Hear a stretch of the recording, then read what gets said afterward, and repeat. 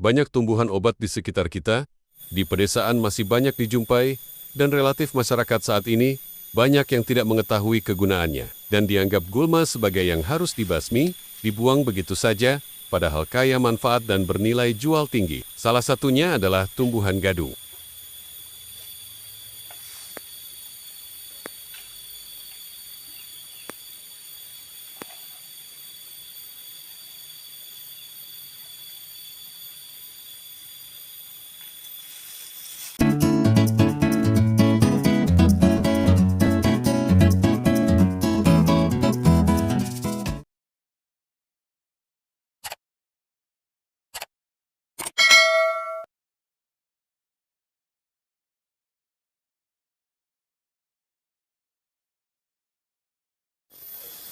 Tumbuhan ini dinamakan gadung, memiliki nama ilmiah Dioscorea hispida, adalah sejenis tumbuhan berumbi dari suku Uiuian atau Dioscoriaceae yang umumnya dipakai sebagai tanaman pangan.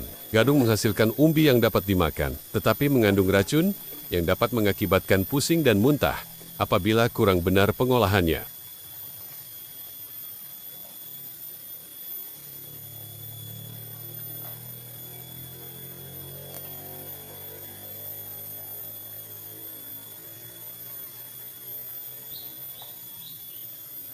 Produk gadung yang paling dikenal adalah dalam bentuk keripik.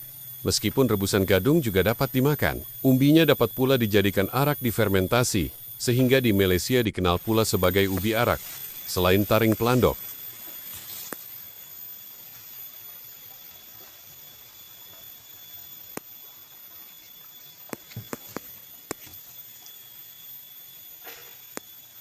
Untuk membedakan antar spesies dalam suku Weiwian, dapat dibedakan berdasarkan arah lilitan batang bentuk batang. Ada tidaknya duri pada batang, bentuk dan jumlah helaian daun, ada tidaknya buah di atas atau biasa disebut katak atau aerial bulbil.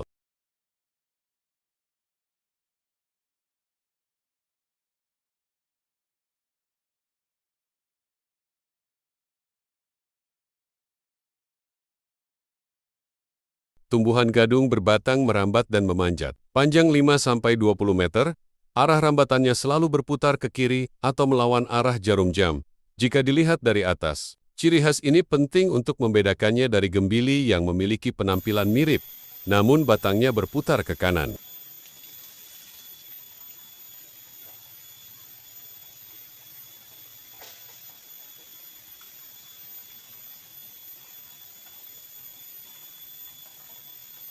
Gadung merambat pada tumbuhan berbatang keras.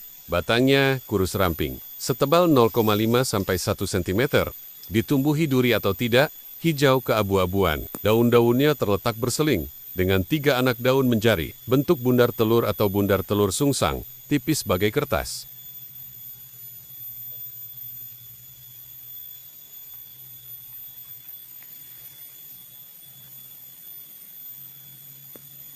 Bunga jantan terkumpul dalam tandan di ketiak. Bunga betina, majemuk, berbentuk bulir. Mahkota bunganya berwarna kuning, benang sarinya berjumlah 6, dan berwarna kuning juga.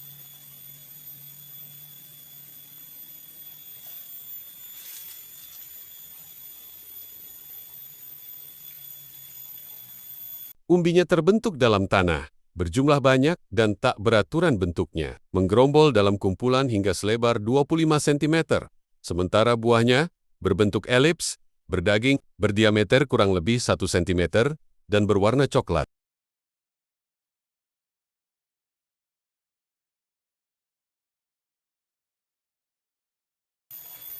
Umbi gadung dikenal sangat beracun. Umbi ini digunakan sebagai racun ikan atau mata panah. Sepotong umbi sebesar apel cukup untuk membunuh seorang pria dalam waktu 6 jam. Efek pertama berupa rasa tidak nyaman di tenggorokan, yang berangsur menjadi rasa terbakar, diikuti oleh pusing, muntah darah, rasa tercekik, mengantuk, dan kelelahan.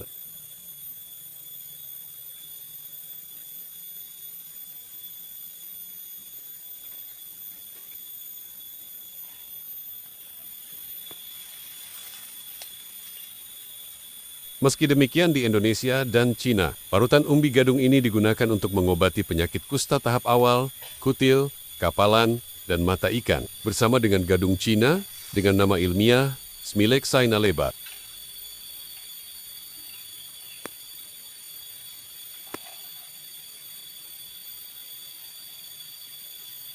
Umbi gadung dipakai untuk mengobati luka-luka akibat sifilis. Di Thailand, irisan dari umbi gadung dioleskan untuk mengurangi kejang perut dan kolik, dan untuk menghilangkan nanah dari luka-luka. Di Filipina dan Cina, umbi ini digunakan untuk meringankan arthritis dan reumatik, dan untuk membersihkan luka binatang yang dipenuhi belatung.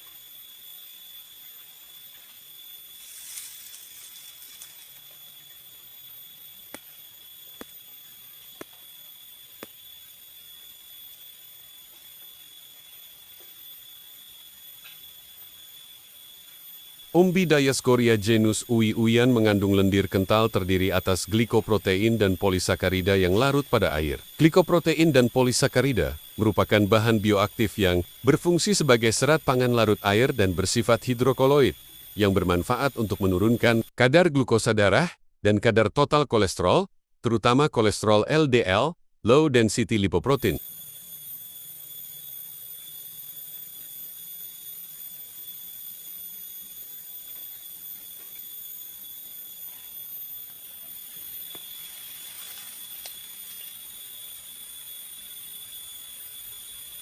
Di luar itu, ia juga mengandung diosgenin yang telah lama dipergunakan sebagai bahan baku pil pencegah kehamilan.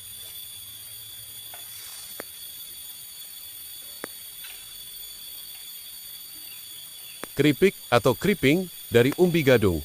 Umbi gadung dipergunakan sebagai makanan pokok. Catatan sejarah menunjukkan bahwa pada tahun 1628 di South Batavia, sekarang Jakarta dikepung oleh penjajah. Masyarakat memakan singkong dan gadung.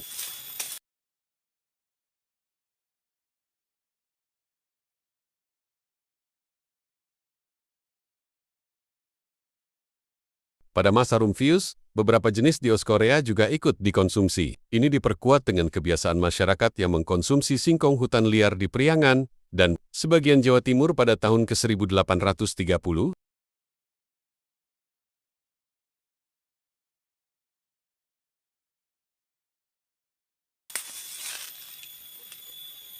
Kebiasaan ini diperkuat bahwa di Jawa Tengah pun, memakan nasi adalah kebiasaan yang belum umum di sana. Ini diperkuat dengan kebiasaan makan nasi yang mulai menjalar pada tahun 1800 Masehi. Pada masa itu, serdadu VOC yang sering bertugas ke kampung-kampung sering membawa nasi untuk makanan mereka.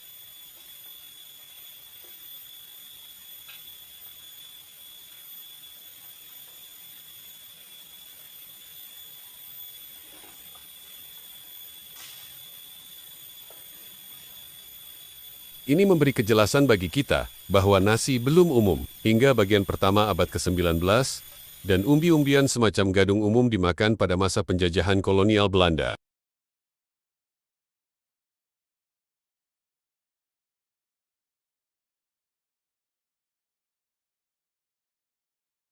Gadung dapat ditemui di pasar-pasar Indonesia, terutama di Pulau Jawa, sebagai keripik gadung di zaman sekarang ini. Hanya keripiknya lah yang dimakan. Keripik gadung banyak dijual di Kuningan, Jawa Barat dan rasanya gurih.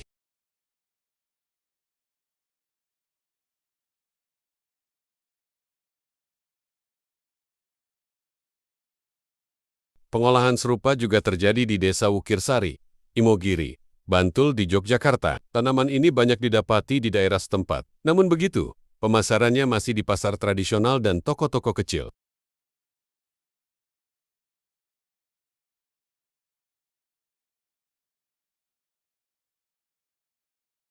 Sampai kini, gadung masih dianggap sebagai makanan orang miskin. Potensinya begitu tinggi, meski masih hanya diolah sebagai makanan ringan saja. Padahal, ianya memiliki potensi yang tak kalah dengan tanaman lainnya.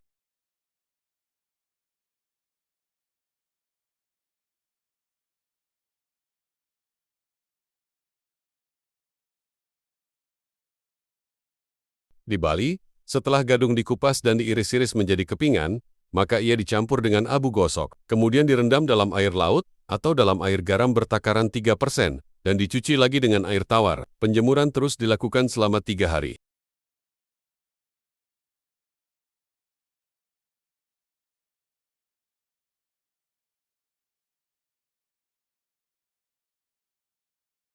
Untuk mengetahui apakah racun yang ada sudah hilang, maka biasanya dicobakan kepada ayam. Satu pertanda kalau racunnya sudah hilang, bahwa si ayam tidak akan merasa mabuk.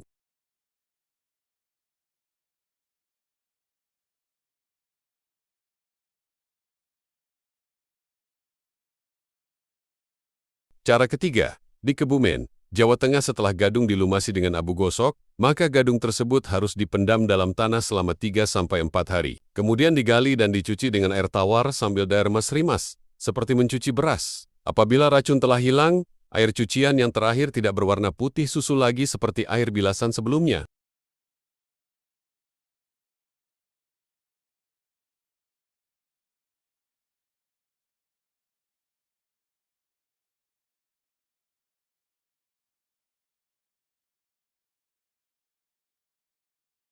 Apabila pengolahannya tidak betul, maka akan menimbulkan rasa sakit seperti memakan talas mentah. Keracunan gadung dapat diobati dengan air kelapa muda.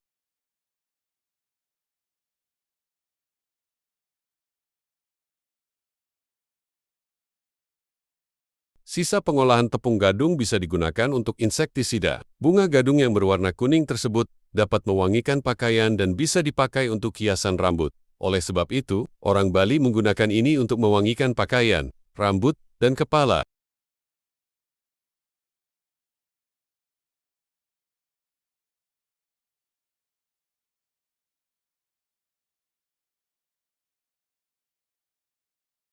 Getahnya digunakan dalam proses pembuatan tali rami, serta untuk memutihkan pakaian. Sementara, untuk pembuatan etanol, kandungan metabolit primer gadung menjadi sumber bahan baku pembuatan etanol atau bahan bakar nabati.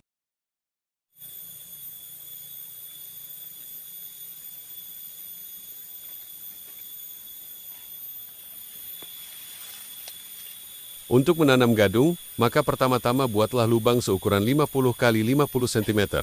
Hendaknya ditanam pada awal musim hujan. Tanah yang diinginkan gadung haruslah gembur, karena batangnya merambat, bisa ditanam sepanjang pagar.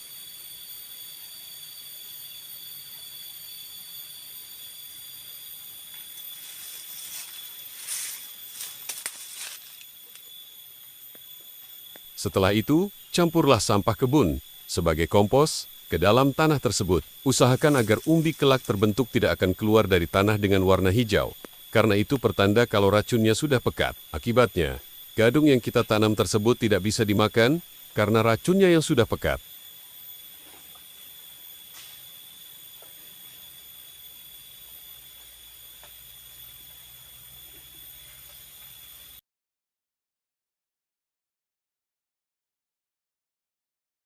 Racun ini larut dalam air. Adapun umbi yang telah bertunas itulah yang digunakan untuk bibit. Hendaknya ditanam menjelang musim hujan. Setelah berusia 1 tahun, barulah dipanen. Dalam pada itu, sebatang umbi yang berusia 1 tahun dapat menghasilkan umbi yang bisa mencapai 5 kg beratnya. Panen dilakukan dengan tanjau atau garpu tanah.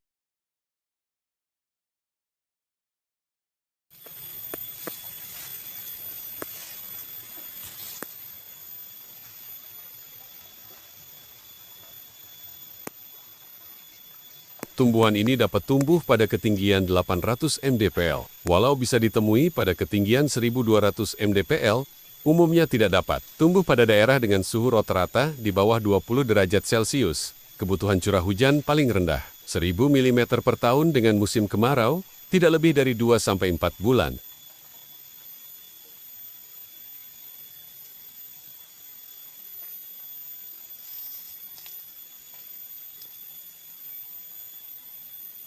Sekian ulasan singkat tentang tumbuhan gadung, semoga bermanfaat untuk menambah wawasan dan pengetahuan tentang tanaman.